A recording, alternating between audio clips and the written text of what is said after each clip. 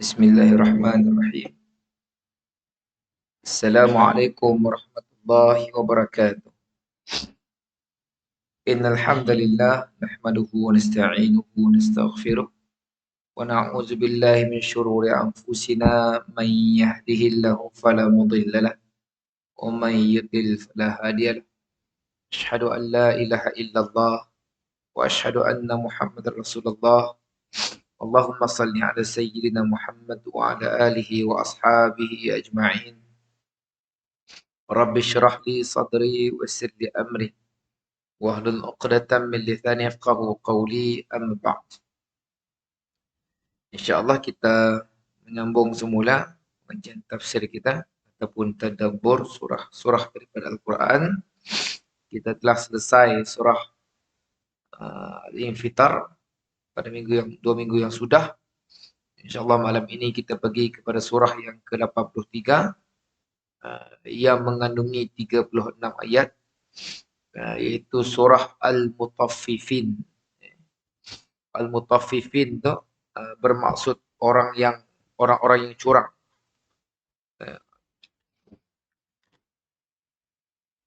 Surah Al-Mutaffifin adalah surah yang termasuk dalam kategori surah-surah Al-Madaniyah.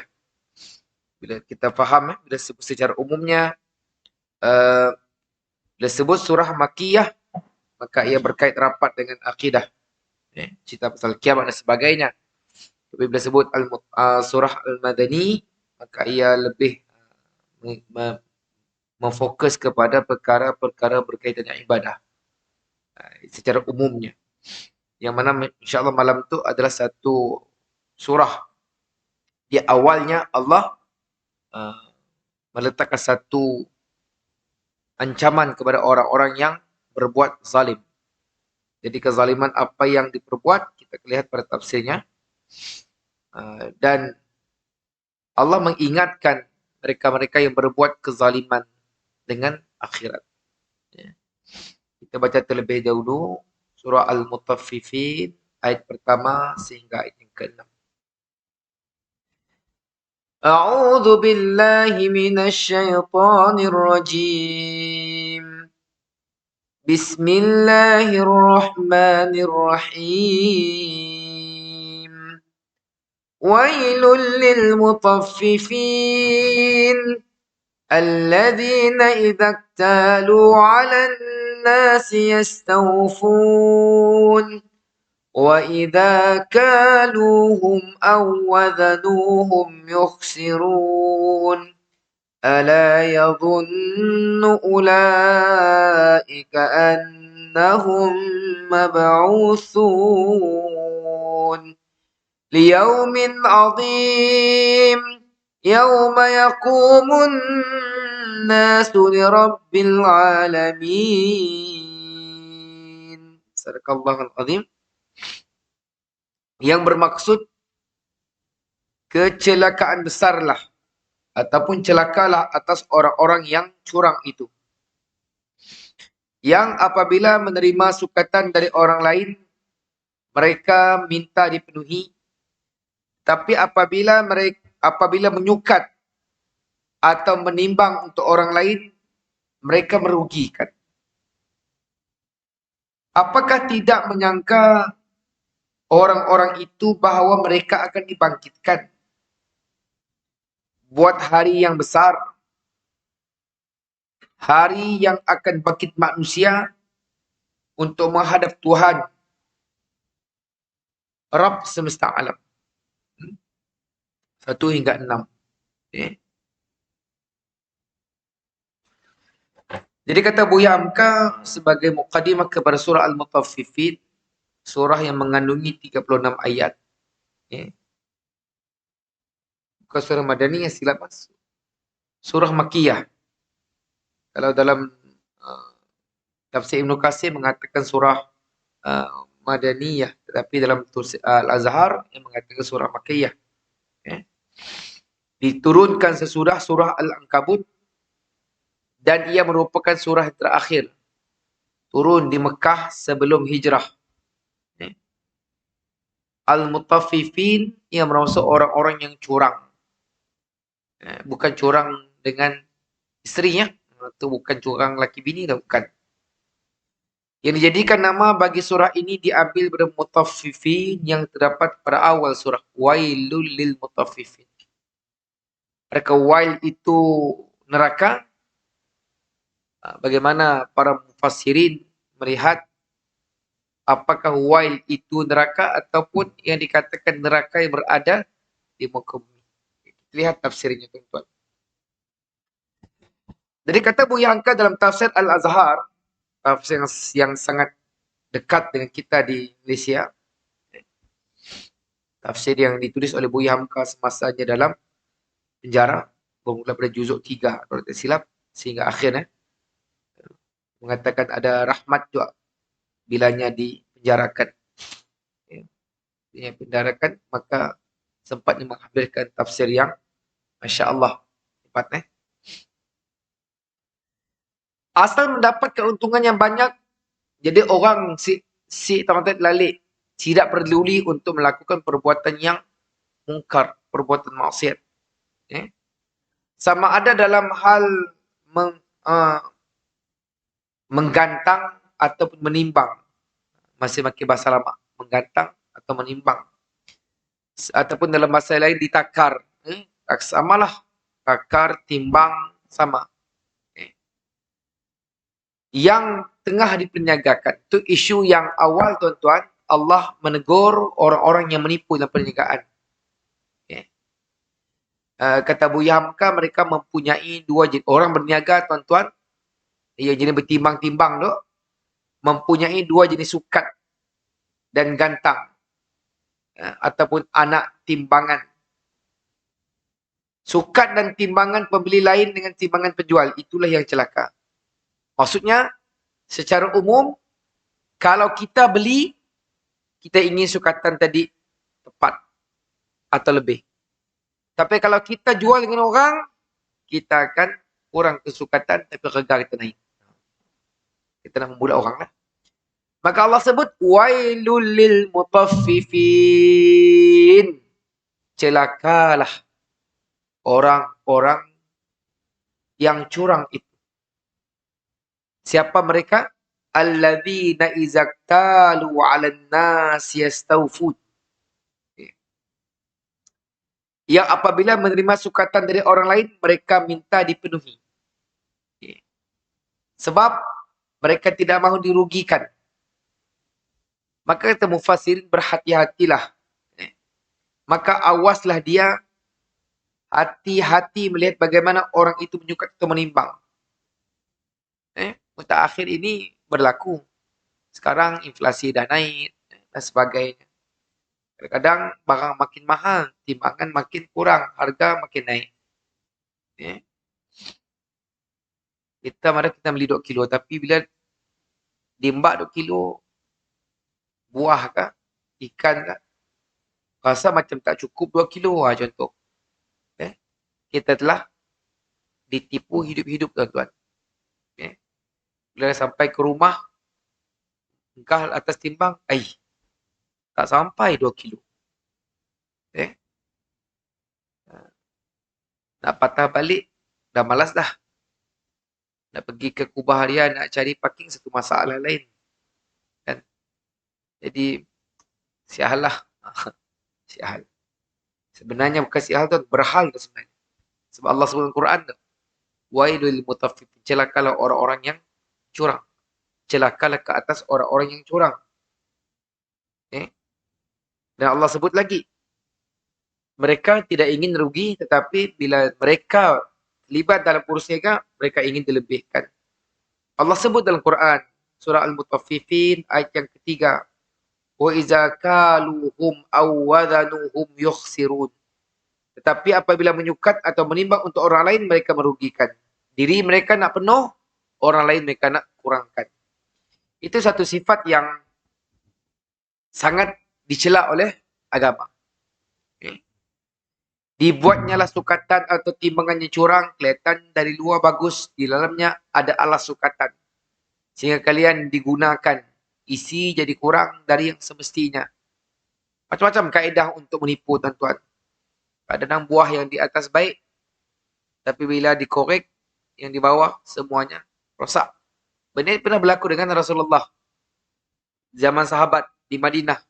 Nah, kata Nabi kenapa nak disembunyikan buah-buah yang rosak di bawah?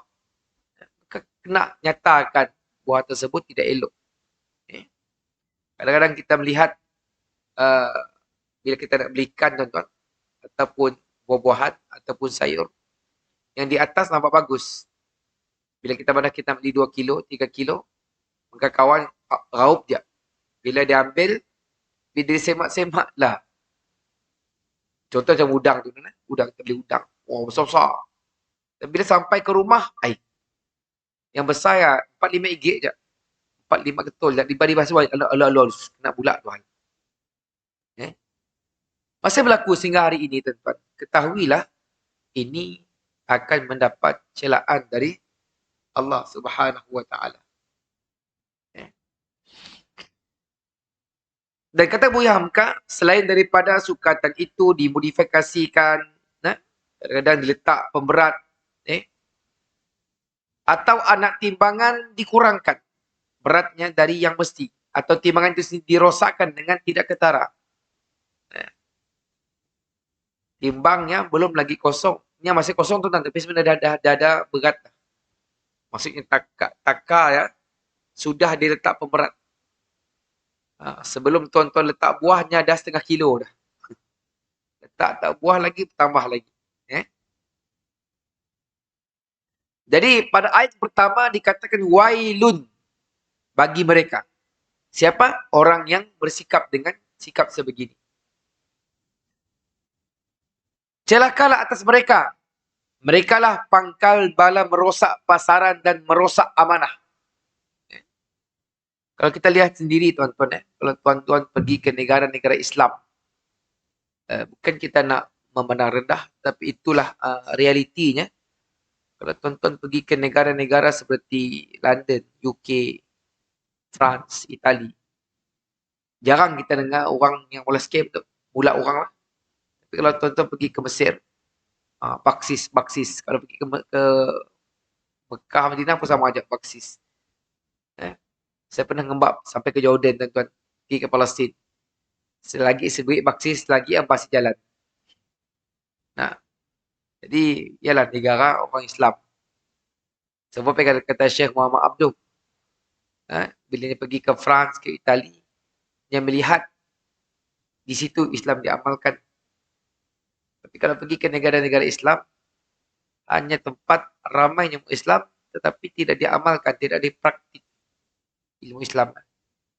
Kalau tuan-tuan pergi ke Mesir contohnya, saya recommend lah, saya pernah pergi ke Mesir 2 minggu, attachment di Darul Ifta. Bau tuan-tuan, polisin. Sebab sidatnya kemih, macam ke dinding. Itu bukan, kalau tuan-tuan pergi ke Mesir, saya terkejut dengan kat dinding besar. Mamnu' minat apa? Dilarang kencing. Nampangi sidatnya. Tabiat. Jadi, kalau kita lihat, Mesir itu ada Al-Azhar. Satu universiti paling tua di dunia. Melahirkan ramai ilmuwan Islam. Sebab bila waktu pergi ke Mesir bersama dengan Datuk Mufti, dia kata Datuk Mufti, Islam itu tidak dibumikan. Maksud Islam itu hanya terletak pada para ulama, tapi tidak sampai kepada amalan masyarakat. Jadi kita kena belajar. Sebab itulah kata Syekh Muhammad Saleh dalam kitab Makarimul Akhlak, untuk berbuat baik dengan Allah, untuk berakhlak dengan Allah Subhanahu Wa Taala, meletakkan 3 syarat. Yang pertama kata Syekh Muhammad Saleh, hendaklah membenarkan khabar dari Allah. Maksudnya Quran, hadis, kita kena benarkan. Walaupun ia bertentangan dengan akal kita. Yang kedua katanya, bila dah benarkan, kena praktik, amalkan dalam kehidupan. Jangan letak agama tu di masjidnya, di surau aja, di kelas-kelas pengajian, tapi di luar kita tidak praktik dalam kehidupan kita. Yang ketiga, dalam perkara takdir, maka yakinilah ia dari Allah Subhanahu Wa Taala, pasti akan membawa kebaikan. Itu 3 kata Syekh Muhammad Saleh kita makarimul akhlak untuk kita berbuat baik dengan Allah Subhanahu wa taala. Maka tuan-tuan yang Allah Subhanahu wa taala dalam konteks yang kita baca tafsir hari ini, maka agama itu tidak boleh dipisahkan daripada kehidupan. Agama tidak terletak kepada konsep ibadah semata-mata. Agama itu merangkumi seluruhnya. Sebab itu tuan-tuan lihat, bila orang bukan Islam mempelajari Al-Quran, mereka akan jadi lebih bagus dari kita. Kita yang kata kita tu orang Islam, tapi kita tak tahu apa yang ada dalam Al-Quran. Jadi alhamdulillah kita seminggu, 2 minggu sekali kita lihat apa yang ada dalam surah-surah di dalam Al-Quran. Tak banyak, sekurangnya sikit. Okay? Jadi kata Buya Hamka lagi bila menjelaskan tentang wailul lil mutaffifin, dalam ilmu ekonomi sendiri dikatakan bahawa keuntungan yang didapatkan dengan cara demikian, dengan cara menipu, dengan cara mengurangkan timbangan, tidaklah keuntungan yang terpuji. Kerana ia merugikan orang lain. Dan merosakkan pasaran.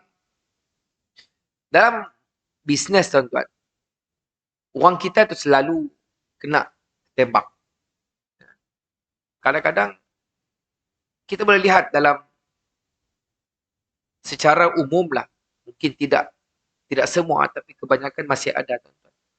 Orang kita kalau nak berjual bisnes, berniaga, nak mesti untung besar. Kalau untung mesti besar, so bisnes.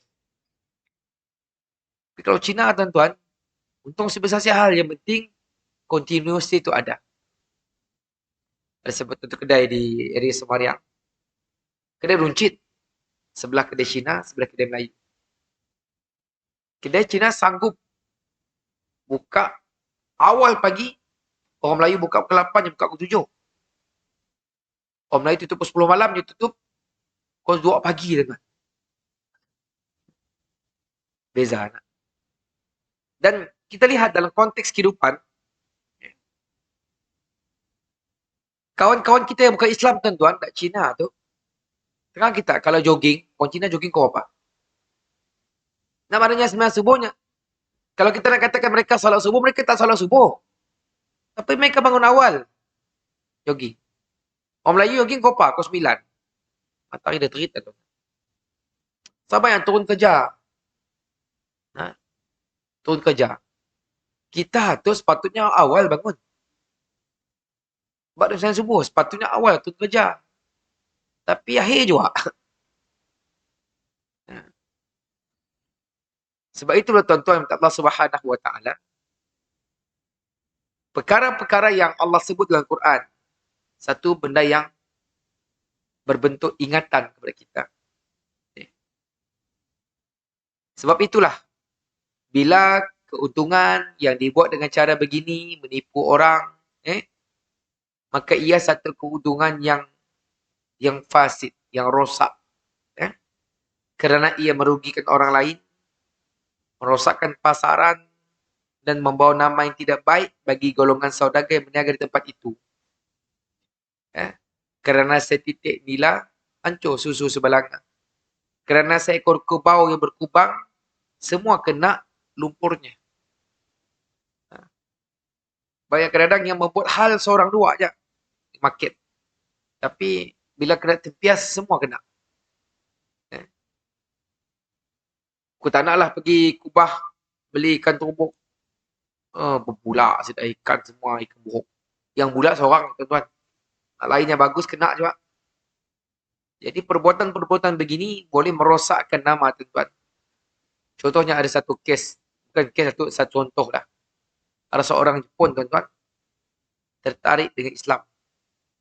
Bila dia naik satu taksi, maka pemandu taksi pada dengan penumpang, minta maaf cik, saya nak mohon untuk berhenti sekejap, nak salat. Maka orang Jepun tadi merasakan, Masya Allah, kuatnya pegangan Islamnya. Sehingga kan sanggup berhenti untuk menunaikan kefarduan. Maka seorang Jepun yang etis tadi tuan-tuan, yang tidak punya agama, tertarik. Namun, setelah driver teksi tersebut selesai menunaikan salat, masuk dalam teksi, buatlah satu botol minuman, minum, jalan. Satu lagi situasi yang tidak baik berlaku. Dah habis minum, botol dah kosong, buka penjan, tikam. Jadi dia pun terkejut. Astagfirullah. Lalu si Eddie yang masuk Islam. Tetapi akhirnya yang masuk Islam juga. Sebab dia nak kahwin. Kahwin dengan perempuan Melayu. Perempuan yang menjelaskanlah apa sebenarnya. Jadi orang selalu menyalahkan agama Islam kerana sikap orang Islam. Saya pernah kerja di Makro Ceras tahun 2000 lah. 20 tahun yang lepas. Saya kerja sebagai security dan cek barang yang keluar daripada Makro Ceras. Kerja dengan saya, 2 orang India, Hindu, seorang lelaki Melayu. Maka bila kita kerja security tu tuan-tuan, jaga cek barang keluar, kita siap lari di sini. Kecuali saya bila waktu semayang, nanti kita berkeluar sekejap semayang. Yang menjadi masalahnya, bila saya salat 5 minit, 6 minit saya dah balik dah. Seorang kawan yang semayang hampir 1 jam. Jadi yang India bertanya dengan saya, apa pasal you solat, you sembahyang sekejap, dia sembahyang lama? Tak pahal. Kawan tidur, tuan-tuan. Tidur. Sama ada sikit kes kucing. Kilang minta, pekerja kilang minta kebenaran untuk solat Jumaat kerana mereka tidak diberi izin untuk solat Jumaat. Bila kita buat cek dan sebagainya, pengurusan kilang memaklumkan. Bila diberi kebenaran untuk solat Jumaat, mereka tidak solat Jumaat, tetapi mereka pergi main dan sebagainya. Makan dan sebagainya. Itu, benda ini akan merosakkan nama Islam itu sendiri. Maka seperti itulah perbuatan penjual tadi. Mutaffifin, orang yang curang tadi. Kerana dia seorang, semua kena. Orang akan mengatakan, ya, Islam janji Melayu. Pukul 8. 9 mau datang. On the way. Baru asal solat alam. On the way katanya. Nah, jadi perkara ini perlu kena jadi trend tuan-tuan. Kena jadi trend. Kita tu belajar Islam. Apalah kata Syekh Muhammad Saleh tadi. Kalau tuan-tuan nak berakhlak baik dengan Allah Subhanahu Wa Taala, selain menggunakan khabarnya, kita dengar Al-Quran, kita dengar hadis, ada dia sahih, selesai. Dapat A. Kedua, itu masalah. Dengar macam mana, bagaimana untuk mempraktikkan dalam kehidupan kita, tuan-tuan. Paling kurang, tuan-tuan, paling mudah kita nak tunjuk kebersihan, tuan-tuan. Paling mudah untuk kita tunjuk sampel adalah kebersihan. Tuan-tuan boleh compare jamban kita dengan jamban selain daripada masjid dan surau. Macam ni keadaan. Siapa yang pernah sekolah agama? Cuba cek sekolah agama pun jamban. Ya Allah, ya Tuhanku. Saya sih tahu lah. Saya ingat sekolah agama Miri tak? Kawan-kawan di show pun panggil macam juga. Lubang jamban siatan tuan, nak kita pelik, tarik kat tepi. Macam ni, berak. Sekolah agama apa? Bukan sekolah kait sains. Kasi bila 4 juri ya, bercerita lah.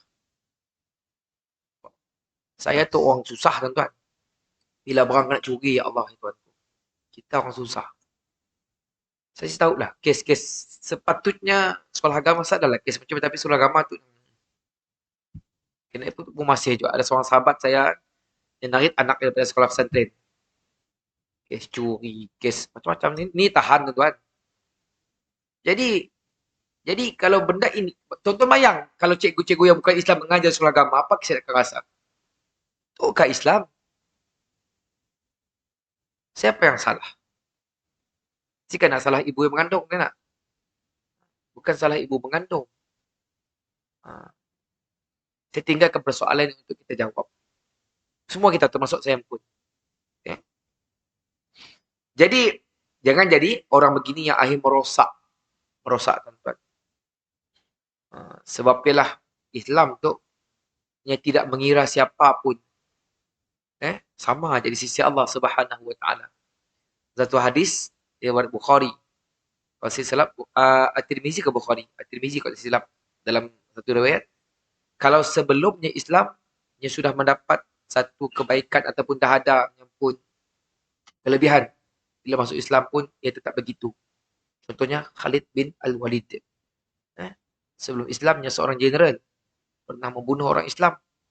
Masuk Islam pun dia tetap jadi jeneral. Nabi isi orang tadi resist dengannya. Oh, kau masuk Islam. Oh, boleh lesen. Kau pergi mu'alaf. Ke belakang. Jadi, kira contohilah para salaf kita, sahabat tabi'in. Wailun, celakalah dia itu sebab kecurangan yang demikian yang akan membawa budi pekerti sendiri menjadi kasar. Tidak merasa tergetar hatinya memberi keuntungan yang didapatnya dengan curang itu.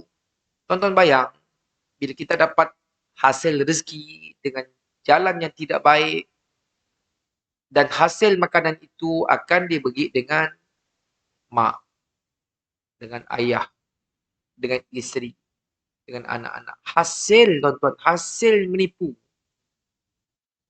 Kalau kita mungkin tidak sanggup nak bagi makanan haram seperti babi, anjing, ular, maka itulah yang sepatutnya kita rasa pada makanan-makanan yang pada perbuatan-perbuatan begini. Sama, tuan-tuan. Tidak ada beza. Babi dengan makanan hasil curi sama sih. Sama. Sebab dalam masyarakat kita masih ada satu pemikiran yang tak betul. Ayam curi. Manok curi. Tapi bila nak makan, kena sembelih. Bagus, patah je palak enak. Si boleh Ustaz. Haram. Habis saya manok, ikut curi tu si haram. Yang lain Ustaz. Maksud. Orang kita masih ada cara fikir yang begini, tuan-tuan. Islam tidak begitu. Al-haramul bayyin wal halalul bayyin. Yang haram itu jelas, yang halal itu jelas. Nabi dia jelas. Tidak, kita tidak akan dapat sebab Islam tu, tuan-tuan, kita si dapat simply nak ubah. Kita tidak terlalu mudah untuk mengatakan darurat dan sebagainya sehingga ada sebab-sebab yang telah dibenarkan oleh syarak.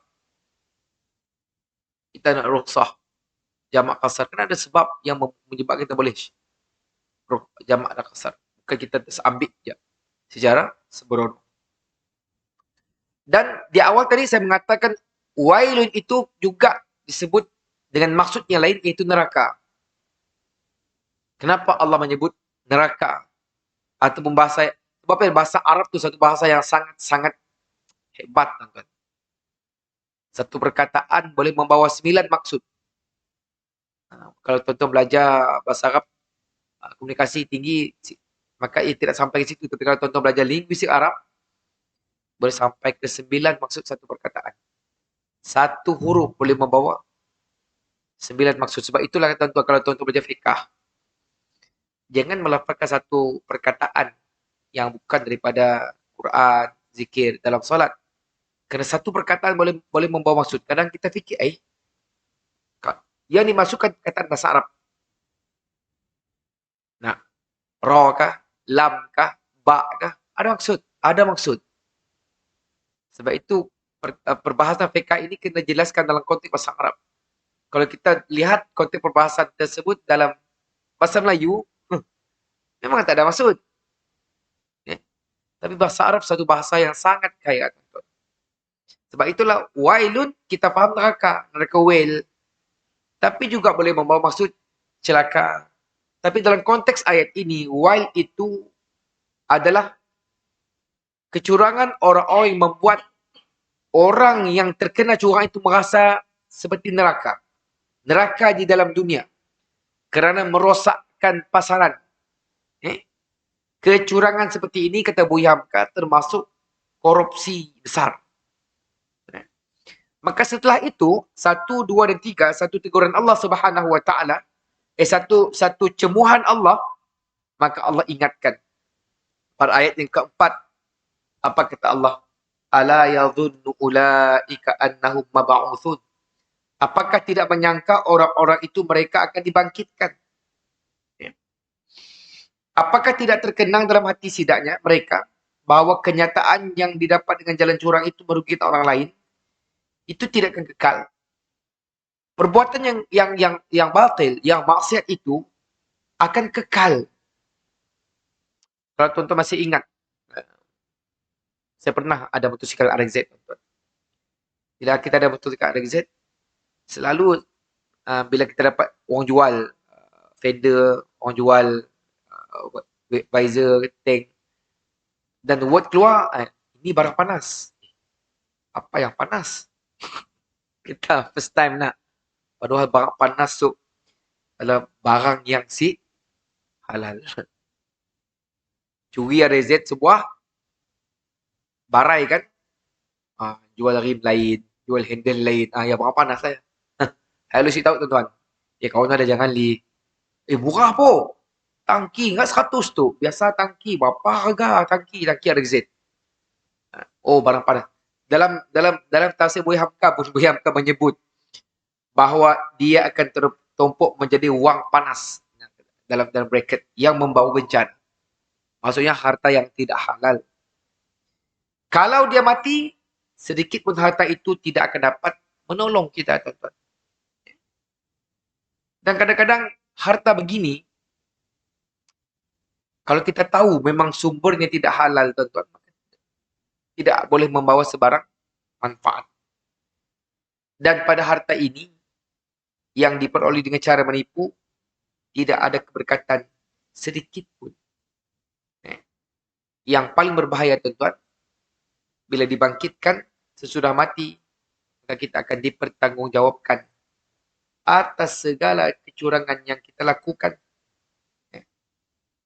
Dan Allah sebut liyaumin azim, hari kiamat. Hari kiamat adalah hari perhitungan.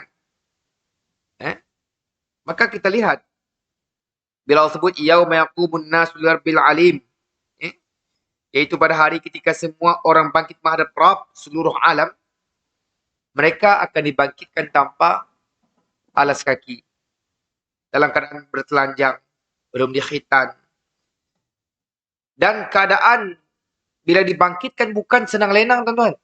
Kita dibangkitkan dalam keadaan serba sulit. Itu kalau kita lihat dalam tafsir Ibn Kathir. Mereka dilitupi ketetapan Allah Subhanahu wa taala, di mana kekuatan dan indera manusia tidak akan mampu memikulnya. Imam Malik meriwayatkan dari Nafi', dari Ibnu Umar, bahawa Nabi sallallahu alaihi wasallam bersabda, yauma yaqumun nasu lirabbil alamin. Kita baca tadi, apa kata Ibnu Umar bila yang mendengar Nabi bersabda, hatta yaghiba ahaduhum fi rashhihi ila ansafi udunaihi. Pada hari ketika semua orang bangkit menghadap Rabb seluruh alam, sehingga salah seorang mereka tenggelam dalam keringat, tenggelam dalam peluhnya sampai batas kedua telinganya. Hadis ini diriwayatkan oleh Bukhari dari hadis Malik dan Abdullah bin Aun. Mereka berdua meriwayatkan dari Nafi'. Dan hadis tersebut juga diriwayatkan daripada sanad yang lain oleh Imam Muslim. Dan pada hadis riwayat yang lain oleh Imam Ahmad dari Miqdad bin Al-Aswad Al-Kindi berkata, sami'tu Rasulullah sallallahu alaihi wasallam idza kana yaumul qiyamah udniyatish syamsu minal ibad hatta takuna qadra milin aw milain. Qala fatazharuhumus syams faykununa fil araq kaqadri a'malihim minhum min ya'khudhuhu ila aqibaihi wa minhum man ya'khudhuhu ila rukbatayhi wa minhum man ya'khudhu ila haqwaihi wa minhum man yuljimuhu iljaman. Hadis riwayat Ahmad, Muslim pun begitu juga dalam Tuhfatul Ahwadhi. Yang bermaksud pada hari kiamat nanti, Matahari didekatkan pada manusia hingga jarak sehingga 1 atau 2 mil. Dua batu. 1 batu atau 2 batu. Beliau bersabda, lalu matahari menyengat mereka. Panas yang menggigit. Sehingga mereka berpeluh sesuai dengan ukuran amal mereka masing-masing. Ada yang berkeringat sebatas kedua tumitnya. Ada yang berkeringat, maksudnya berpeluh, sebatas 2 lututnya. Dan ada yang berpeluh sebatas 2 pinggangnya. Dan ada yang sampai lehernya. Hadis diriwayatkan oleh Imam Muslim dan Imam At-Tirmizi. Dan dalam Sunan Abi Dawud, Imam Muslim, Muslim bin Hajjaj, bukan orang Arab, Aina Saburi, Imam Bukhari, Muhammad bin Ismail, orang Bukhara, orang Uzbekistan. Imam Abu Daud pun bukan orang Arab. Imam Abu Daud pun daripada kawasan Khurasan. Khurasan ke Nasabur, antara dua. Kata Abu Daud, dalam sunannya, Rasulullah SAW meminta perlindungan kepada Allah dari berbagai kesulitan pada hari kiamat. Turut disebut dalam hadis riwayat Imam At-Tirmizi. Jumpa Nabi Adam, si dapat. Jumpa Nabi Nuh, tak dapat bantuan. Jumpa Nabi Ibrahim, tak dapat. Jumpa Nabi Musa, tak dapat. Jumpa Nabi Isa, tak dapat. Last sekali jumpa dengan Rasulullah SAW, Nabi pergi kepada Allah di bawah arash, sujud dengan memuji Allah. Sehingga Allah berkata, irfa' ra'saka. Angkat kepalamu dan minta apa yang kau inginkan. Belum nak? 50 nak? Okey. Hah? Belum nak? Dah? Oh, dah masuk. Okey. Kita azan dulu, lepas sama lagi.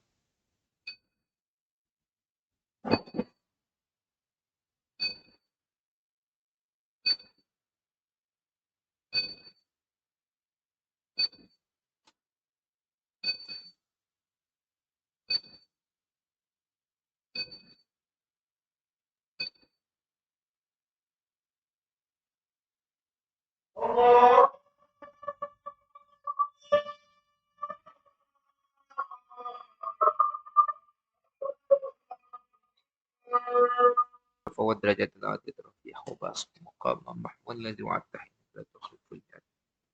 Sama lagi sikit tuan-tuan. Jadi dalam banyak riwayat menyebut kedahsyatan hari kiamat. Maka kata Buya Hamka lagi, kita semua tuan-tuan, lebih-lebih lagi orang yang berbuat perkara-perkara yang batil, yang zalim. Alangkah kecilnya kamu pada hari itu, pada semasa di dunia, engkau berbangga dengan kekayaan yang engkau dapat dengan jalan kecurangan. Di dunia tuan-tuan, orang tak tahu apa yang kita buat sehingga kita menjadi kaya raya. Sebahagiannya, bukan semua tuan-tuan, dapat kekayaan dengan jalan menipu, dengan jalan menzalimi. Kadang-kadang banyak karikatur-karikatur yang dilukis konteks sekarang. Pijak kepala, habis kepala orang dipijak, akhirnya dia yang paling tinggi. Jadi kata Buya Hamka di akhirat lah, di depan Allah Subhanahu Wa Taala kita bukan siapa-siapa. Dalam konteks begini, patutlah ketika mana Rasulullah mencerita tentang kebangkitan di akhirat lah, dalam keadaan tidak berpakaian, telanjang, tidak berkhitan, tidak beralas kaki. Maka Aisyah mengatakan, tuan-tuan, apa kata Aisyah? Saya dah rasa malu. Semua bugil, tuan-tuan.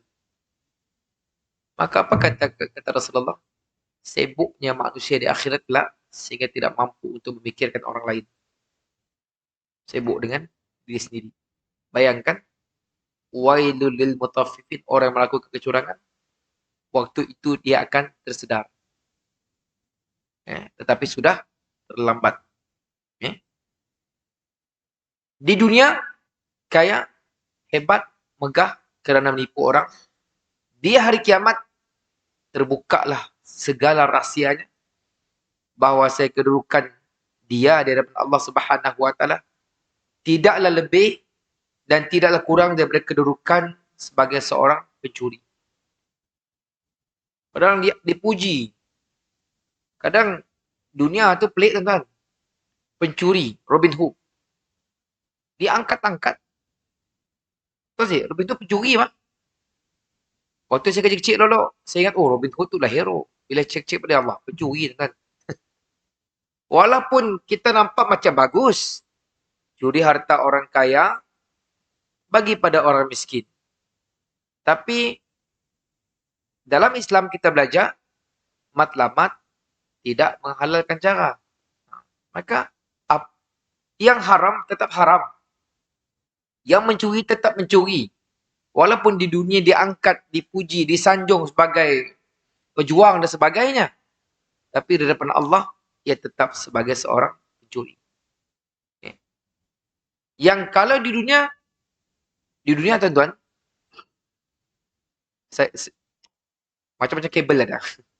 Kabel dasar laut, kenal orang tu. Macam-macam orang kenal. Semua boleh backup. Tapi di depan Allah, siapa nak backup?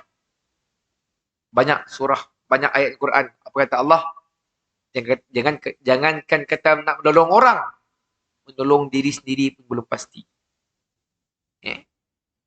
Jadi, akhirnya tuan-tuan, apa yang kita boleh ambil kesimpulan daripada ayat pertama sehingga ayat yang ke-6. Pertama, tuan-tuan, penipuan dalam konteks perniagaan itu dan apa-apa penipuan tetap berdosa, tuan-tuan. Macam ni pun.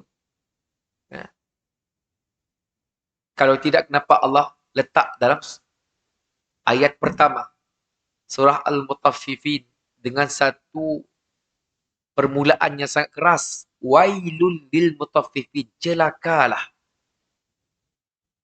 bagi orang-orang yang curang.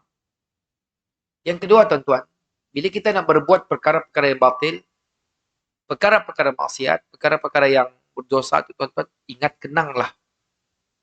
Bila kita, kalau kita, contohlah sebelum saya pergi, saya patah balik. Kalau berdosa dengan Allah, masih okey.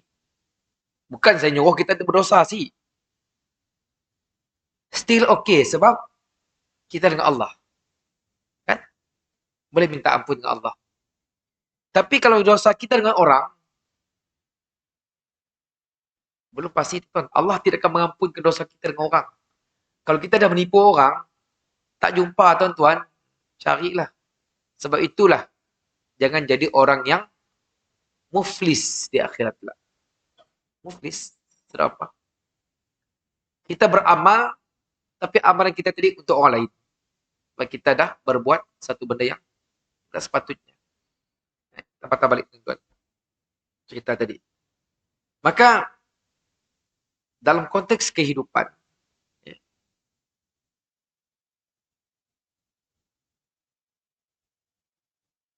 ada agama untuk membetulkan kita, mengingatkan kita. Kesalahan dengan Allah, berzina, minum arak dan sebagainya, mesti boleh minta ampun. Kesalahan dengan manusia, tetap kita kena minta maaf. Kalau si maafkan, bercerita. Sebab boleh untuk tidak memaafkan. Sebab itu hak dia. Sebab itulah kalau kita faham tu haknya, tuan-tuan, ini hak Ahmad untuk memaafkan atau tidak. Maka sebelum berbuat benda-benda yang zalim dengan orang, tuan-tuan, fikir banyak kali. Jangan fikir sekali. Kan orang tua kita madah buat baik berpada-pada. Buat jahat jangan sekali. So, anak muda sekarang penta. Kalau cerita Ustaz, kita buat banyak kali jahat. Betul lah. Okay. Dan yang ketiga, tuan-tuan, bila kita dah tahu semua perkara ini akan dibangkitkan daripada Allah, kita akan berdepan dengan segala-galanya. Walaupun di dunia kita dipuji-dipuja, di akhirat kita bukan siapa-siapa. Kalau dah dicop pencuri, pencurilah. Dan ingat, yang terakhir, kedahsyatan kiamat itu hebat. Kata Ibnu Mas'ud, dibangkitkan kita ini di mahsyar dalam keadaan kepala mendongak ke langit di 40 tahun. Dan disebut juga oleh Ibnu Jarir selama 100 tahun, tuan-tuan. Dalam keadaan amalan masing-masing. Jadi mudah-mudahan peringatan-peringatan ini kita ambil, bawa balik ke rumah tuan-tuan, sebar-sebarkanlah agar ia menjadi satu peringatan yang baik, bermanfaat serta boleh mempolish iman kita di sisi Allah Subhanahu wa taala. Insya-Allah mudah-mudahan ada manfaat daripada perkongsian ini. Terkurang lebih saya minta maaf. Kita tangguhkan dulu pengajian kita dengan membaca tasbih kafarah dan surah Al-Asr. Bismillahirrahmanirrahim. Wal 'asr innal insana lafi khusr illa alladziina aamanu wa 'amilus shalihat wa tawassaw bil haqq wa tawassaw bis sabr. Subhanakallah bihamdika asyhadu an la ilaha illa anta astaghfiruka wa atubu ilaik. Terima kasih atas perhatian. Maaf atas kekurangan. Assalamualaikum warahmatullahi wabarakatuh.